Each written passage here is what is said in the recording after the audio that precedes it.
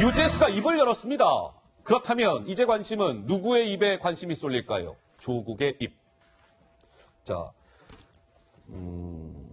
이 유재수 제 감찰 무마건에서 이름이 갑자기 막 많이 등장했던 인물. 사실 정치권에서는 굉장히 좀 생소했던 사람. 그 이름 천경득. 자, 김민지 기자. 천경득 선임 행정관이 검찰에서 무언가 이렇게 입을 열었다는데 무슨 내용일까요? 네, 지금부터 하는 얘기는 유재수 전 부시장의 감찰 무마 의혹과 관련된 얘기입니다. 그 감찰 무마하는 과정에 여러 명의 이름이 등장했잖아요. 그런데 최근 이인걸 전 특감 반장은요, 이 감찰 무마를 요구한 사람으로 천경득 선임 행정관을 지목해 왔거든요. 그러니까 2017년 말에 이제 식사자리에 불러서 감찰을 중단하라고 지시를 했다. 뭐 이렇게 얘기를 한 바 있는데, 천경득 선임 행정관은 최근 이 감찰 무마, 그러니까 식사 사실을 인정하면서 이런 얘기들을 좀 했다는 거를 인정했습니다. 그때 당시에 PR을 구분해야 한다라고 말했는데요. 이거는 뭐 우리 편을 보호해야지라는 취지로 한 말이겠죠. 그러니까 이런 식사 자리에 갔다는 것도 인정하면서 내가 이인걸에게 PR을 구분해야 된다라고 말했습니다라고 최근 검찰 조사에서 인정을 했다는 얘기입니다. 이인걸한테, 그러니까 천경득 행정관이 당시 이인걸 특감반장한테 유재수 청와대, 그러니까 유재수 관련해서 청와대에서 감찰 진행되니까 천경득 행정관이 이인걸 특감반장한테 아니, 당신 말이에요. PR을 좀 구분해야죠. 그 유재수가 누군데 그 감찰합니까? 이런 유의 발언을 했다는 것을 천경득이 검찰에서 인정했다. 자, 과정을 한번 보죠. 유재수 감찰 무마가요. 어제도 저희가 잠깐 전해드렸습니다만 대략 이런 과정을 거쳤던 것 같습니다. 유재수가 김경수, 윤건영, 천경득한테 구명을 부탁해요. SOS를 칩니다. 그러면 이 SOS를 받은 3인이 누구한테 그때 전화합니까? 백원우한테요. 민정비서관. 그럼 백원우가 그걸 받아서 백원우가 그 위에 조국 민정수석한테 감찰 중단 의견을 전달하고 조국 장관은 2017년 10월 야 유재수 이거 좀 이상한 것 같아. 휴대폰 뒤져 포렌식까지 지시했던 조국 장관이 돌연 2017년 12월에 감찰을 중단합니다. 이준석 의원 보시기에는 좀 이 과정이 속견치 않죠? 여러분 이상하고요. 저는 지금 저렇게 조직 그 순서도가 나와 있지만은 저는 마지막 단계도 사실 이해가 안 가요. 왜요? 백원우 그 비서관이 감찰 중단하라고 하면 조국 장관은 그냥 합니까? 그냥 그 당시에 수석은? 그러니까 저는 저렇게 단순히 그냥 뭐 전달했다고 표현하기보다는 저 사이사이에도 수많은 외압이 있었을 가능성이 존재한다. 아하. 저는 조국 수석이 학자이고 또 법률을 많이 아는 분으로서 이런 판단하는 과정에 있어가지고 자신의 아래 위치에 있는 백원우 비서관이 어떤 합리적인 근거를 대는 것이 아니라 그냥 이 사람 좀 빼줍시다라고 하는데 그걸 받아들였다면은 굉장히 부도덕하거나 무능하거나 둘 중에 하나거든요. 저는 근데 저 순서도마저도 굉장히 간략하게 도식화된 것이지 사이사이에 수많은 사실 유재수 씨가 처음에 그 감찰 무마를 위해 가지고 김경수, 윤건영, 천경득 이렇게 이야기했다고 하는 것 자체도 이분이 전방위적으로 지금 이제 그 우군을 불러 모은 건데 그럼 저 셋밖에 안 되겠느냐. 저는 그것도 의심이 갑니다. 근데 검찰에서 밝히다 보면은 더 많은 이름이 나올 것으로 보이고 특히 마지막 단계 백원우에서 조국으로 갈 때 그냥 감찰 중단 의견이라는 것이 위에 나왔던 것처럼 피하 식별을 해야 된다라고 조국 장관한테 얘기했다면은 그것도 문제지만은 그게 아니라면은 또 어떤 다른 내용이 개입되었는지도 살펴봐야 될 부분이 충분히 있습니다. 자, 이런 거예요. 어쨌든 천경득 선임 행정관이 검찰에서 이인걸한테 피하 구분해야 된다. 이거를 이제 인정했다는 것이고. 또 하나, 이번 주제가 뭐였습니까? 유재수 입 열었다. 이거였잖아요. 자, 유재수 전 금융정책국장 얘기로 좀 이어가 보죠. 김민지 기자. 네, 유재수 전 부시장은요. 사실 우리가 궁금한 것들을 물었지만 대답을 들을 수 없었습니다. 카메라에 들이대고 기자들이 아무리 질문을 해도 말을 하지 않았기 때문인데요. 우선 그 모습부터 보고 오시죠. 감찰 무마 부탁한 윗선 누굽니까? 조국 전 장관보다 윗선 있었습니까? 금품 대가성 없었다는 입장 그대로 유지하고 계신 겁니까? 대가성 없다는 입장 그대로 있습니까? 혹시 청와대나 여당 인사로부터 감찰 무마 부탁하셨습니까? 몇 말씀만 부탁드립니다. 맞으셨습니까? 네, 저 이후로 이제 구속된 유재수 전 부시장 검찰 수사에서 최근 입을 열었다는 거예요. 그러니까 본인의 감찰이 시작되자 김경수 경남지사, 윤건영 기획실장, 천경득 선임 행정관에게 각각 나 국장 계속할 수 있도록 해달라라고 SOS를 친 그런 전화를 걸었다는 사실을 지금 최근 검찰에서 인정했다는 내용입니다. 아, 그래요? 그러니까 유재수 전 국장이 저 김경수, 윤건영, 천경득한테 나 좀 살려줘. 나 금융정책국장 자리 좀 유지하게 해줘. 감찰 좀 중단시켜주면 안 될까? 이렇게 SOS 친 걸 인정했다. 야, 김평론가 이걸 어떻게 봐야 될까요? 유재수가 정말 이제 슬슬 소위 불기 시작하는 겁니까? 어떻습니까?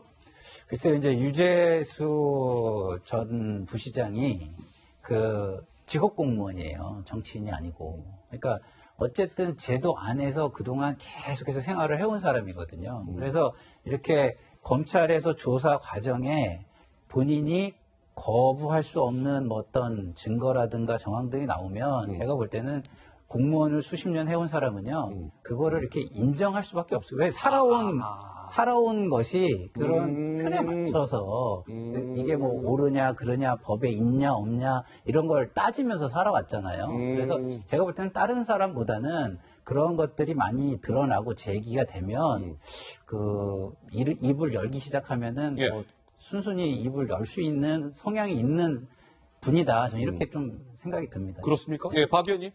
유재수 씨가 구속된 이유는 이제 금융정책국장 시절에 아이들의 유학비를 받았다거나 또 카드를 받아갖고 뭐 버스비, 택시비까지 냈다가 이런 이제 수뢰 혐의란 말이죠. 예. 근데 지금 벌어지고 있는 검찰 수사는 이제 감찰 무마 의혹이기 때문에 말하자면 유재수로서는 그전에는 그런 든든한 울타리가 필요했지만 지금 구속된 상태에서는 자기의 죄가 더 드러나는 게 더 불안한 거예요.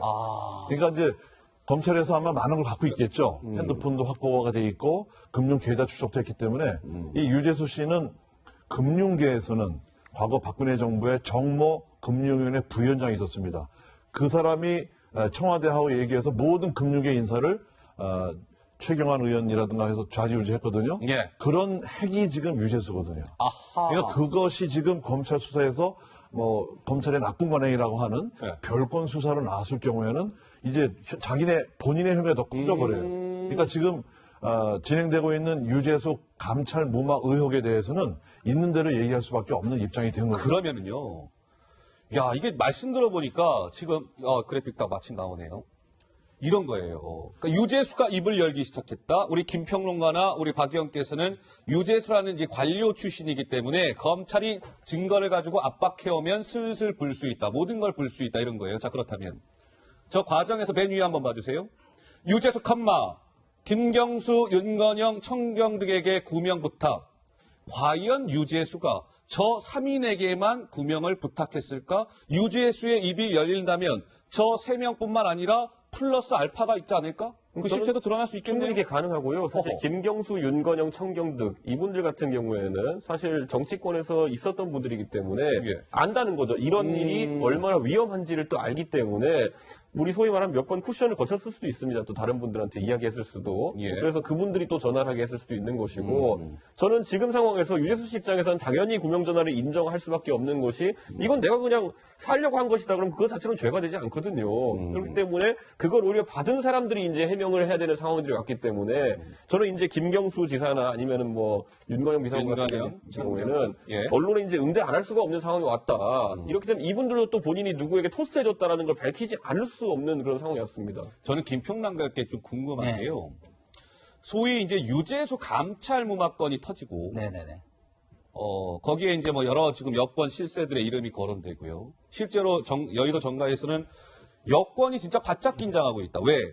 유재수 감찰 무마건이라는 것은 이게 미칠 파장을 가늠하기가 어렵다. 유재수의 입을 통해 누구의 실명이 나오는 순간 이건 굉장히 거센 후폭풍을 가져오는 사안이기 때문에 여권이 떨고 있다. 여권이 긴장하고 있다. 이런 얘기가 많던데 실제로 좀 어떻습니까?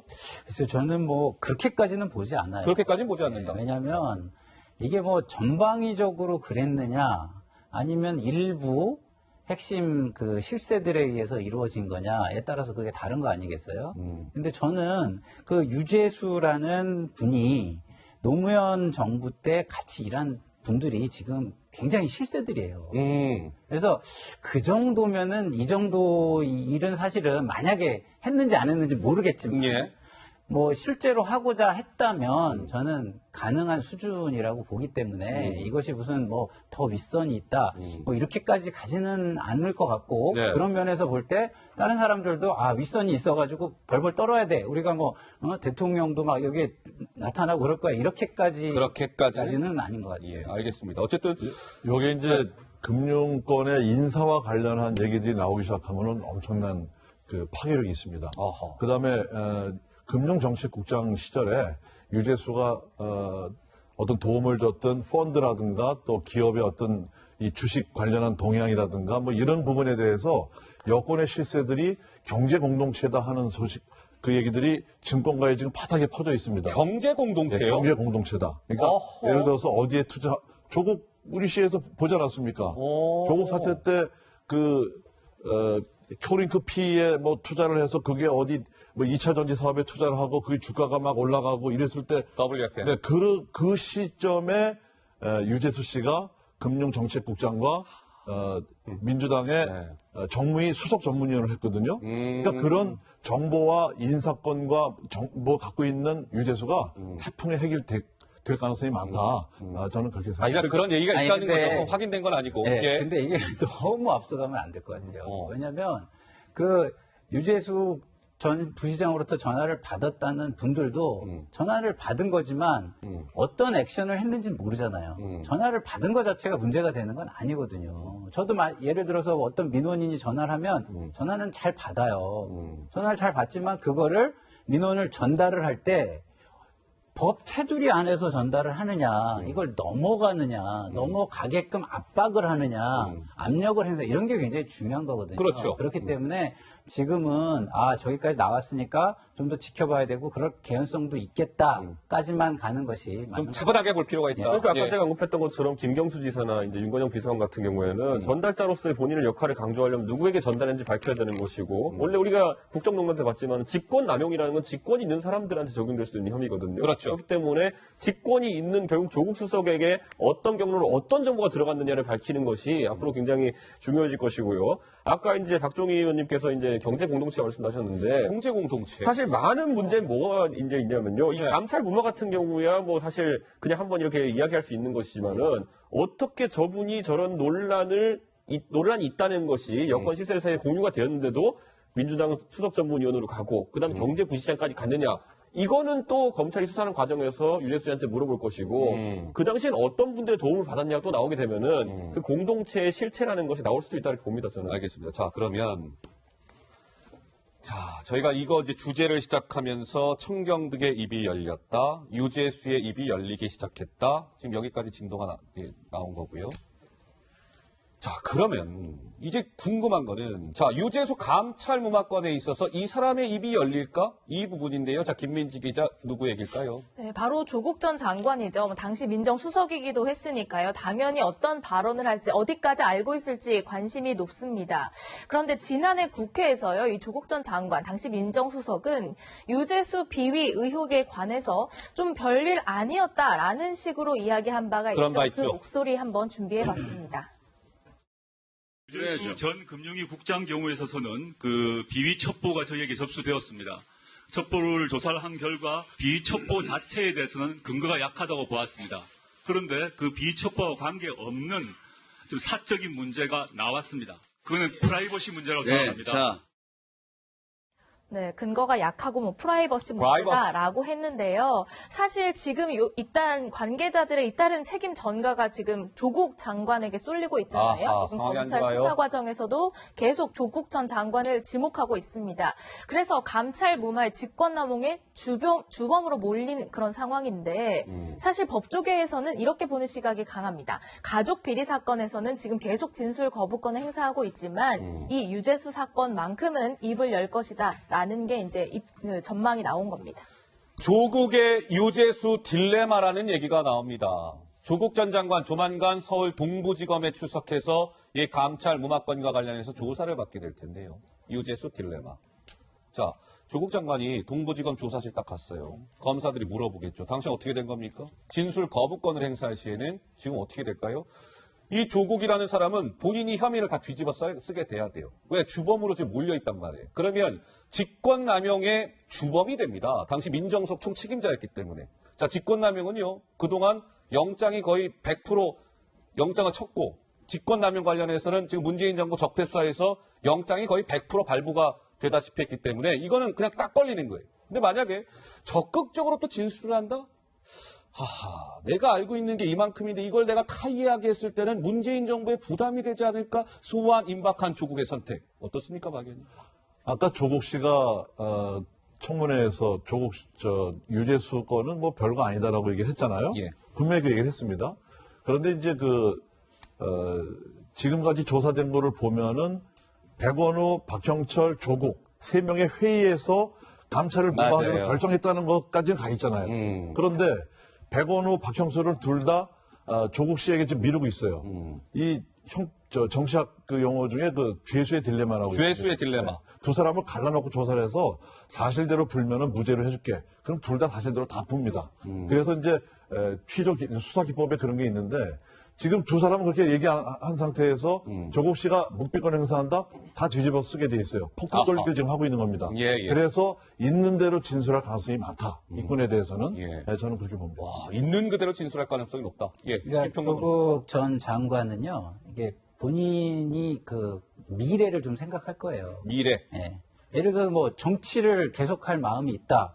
그러면 이 정권의 부담을 생각을 할 것이고요. 교수를 생각한다. 그러면 제가 볼 때 모든 혐의를 뒤집어 쓰긴 어렵습니다. 왜냐하면 아까 얘기했잖아요. 비위 혐의가 굉장히 미미하다. 근거가 약하다고 생각했다. 이렇게 얘기했는데 그게 근거가 굉장히 강하고 형벌을 받아야 되는 걸로 나타나면 이게 형법을 가르치는 교수 맞습니까? 허허.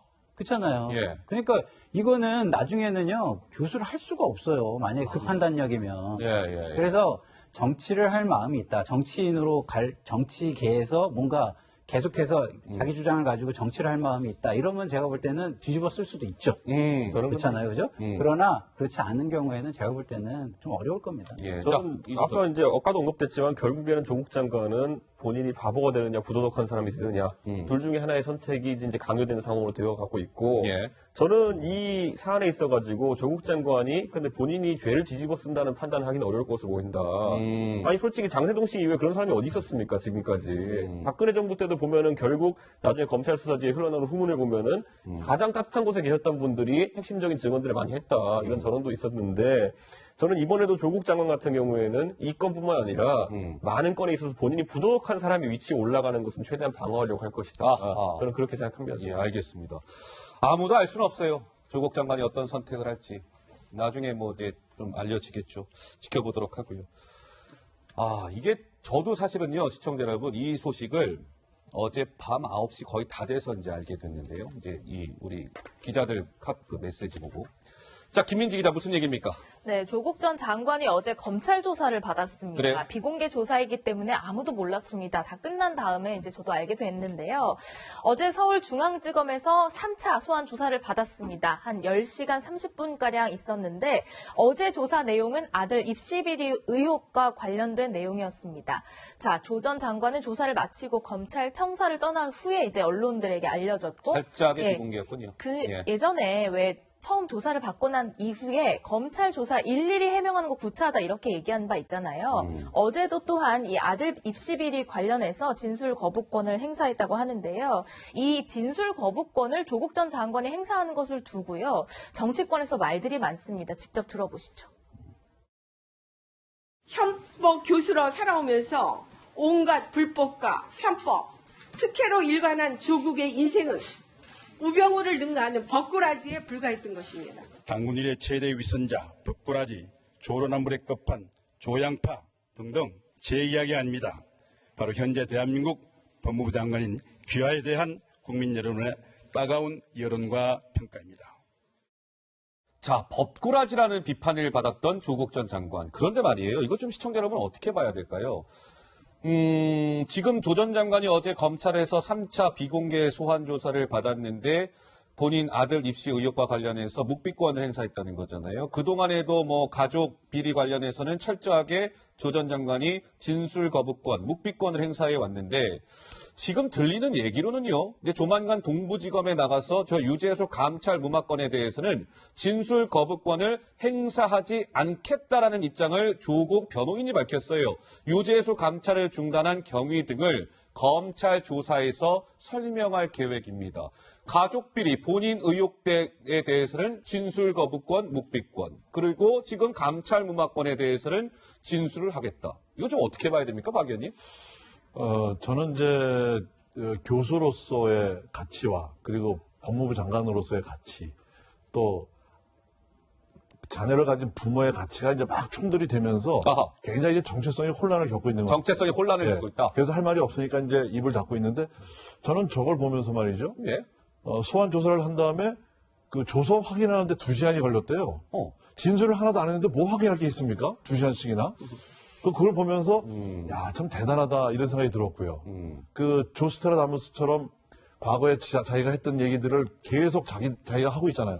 과거에 지탄받았던 일들을 본인이 하고 있는데 저는 이제 이 건과 관련해서 유재수 건과 관련해서는 처음에 감찰을 이 핸드폰까지 압수해서 포렌식까지 시킨 게 조국이거든요. 예. 얘기 안 할 도리가 없는 거죠. 왜 그때와 나중에 입장이 바뀌어졌느냐. 시간이 지나서.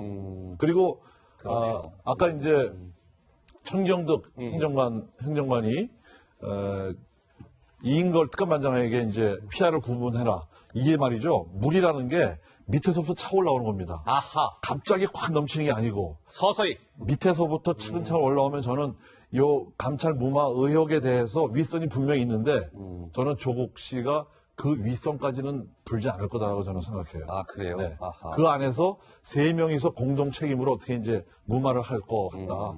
폭탄 돌리기를 자기가 안고 터지진 않고 셋이서 같이 터뜨리자 하는 그런 식으로 만들지 않을까 이렇게 생각이 듭니다. 알겠습니다. 자, 조국 전 장관 얘기 나온 김에 이 얘기 좀 해보겠습니다. 조국 전 장관은 이제 뭐 전 장관이지만 지금 타이틀이 하나 있습니다. 그렇죠? 서울대 교수. 자, 김민지 기자. 내년에 나는 강의하겠소이다. 강의 신청한 것과 관련해서 논란이 오늘도 이어졌죠? 네, 그렇습니다. 사실 조국 교수잖아요. 이번 학기에는 사실은 강의를 하지 않았는데 내년도 1학기에 강의를 하겠다고 3일 전에 신청을 했다 이런 얘기가 알려졌습니다. 형사 판례 특수 연구라는 강의를 열어서 이제 개설하기로 했는데 만약에 3명 이상 수강 신청하면 자동으로 열리는 그런 수업이라고 합니다. 월급도 많이 받고 있고요. 피의자 조국, 그러니까 피의자 신분인데 이런 형법 관련해서 강의하는 게 적절합니까? 라는 얘기가 문제 제기가 계속 나왔는데요. 아, 그래요? 학생들은 어떻게 생각할까요? 직접 들어보시죠. 그 수사 결과가 공정하게 이루어져서 어떤 잘못이 있다고 밝혀지면 그때 수업을 개설하는 것을 취소해도 늦지 않다고 생각합니다. 그리고 그 전까지는 교수로서 어쨌든 그 자신의 수업을 개설할 권리가 있기 때문에 그런 면에서 개설이 타당하다고 생각합니다. 판결 같은 게 다 나온 후에 다시 돌아와서 로스쿨 과목을 열어도 늦지 않는데 지금 당장에 무리하게 돌아와서 당장 로스쿨 과목을 열겠다.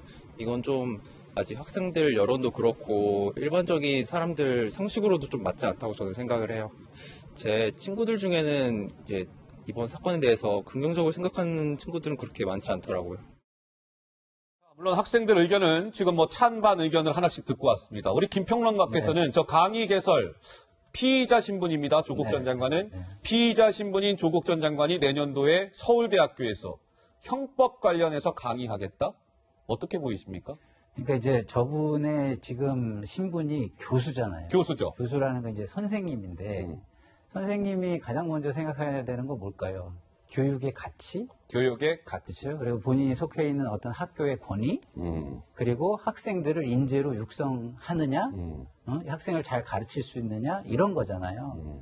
그런 걸 생각한다면 지금 강의를 개설하면 그 모든 것에 별로 좋은 영향을 미치지는 못할 것 같아요. 아하. 다시 말해서 예. 교수의 본분에 맞는 역할은 못할 것 같아요. 아하. 왜냐하면 또 예. 그리고 특히나 우려되는 건 뭐냐면 저 강의를 개설함으로써 학내에 학생들과 교수들이 친조국과 반조국으로 갈리는 상황. 양분될 수 있다. 예, 그런 갈등이 발생할 수 있는 그 우려.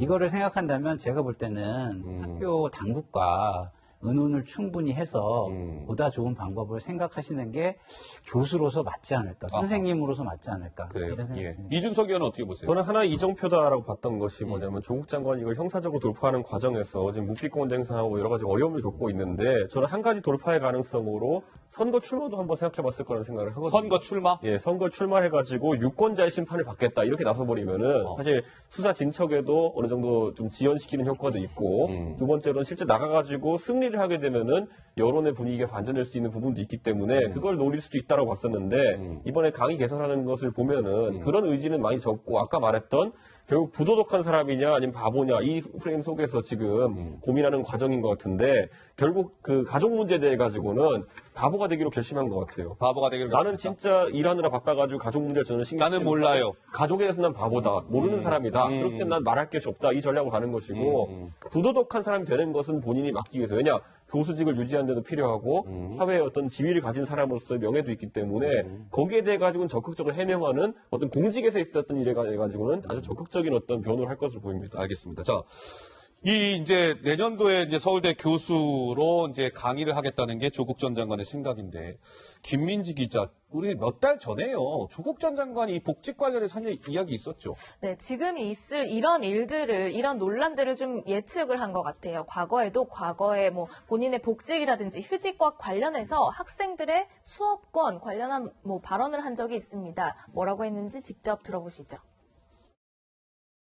뭐 아시겠습니다마는 현행 법률과 서울대학교의 학칙에 따르게 되면 선출직 아닌 임명직 공무원은 휴직 제한이 연한이 없습니다. 그러나 아무리 그런 법적인 제한이 없다고 하더라도 제가 장기간 휴직을 하게 되면 학생들의 수업권에 일정한 제약을 주게 됩니다. 그 점 매우 잘 알고 있습니다. 따라서 저는 이 현재 지금 저를 둘러싼 임명 문제를 둘러싼 논란이 종료되고 난 뒤에 나중에 정부와 학교와 상의해서 어떻게 하는 것이 학생들의 수업권 침해에 너무 과도한 침해가 있지 않도록 하는 문제를 논의해서 결정할 생각입니다.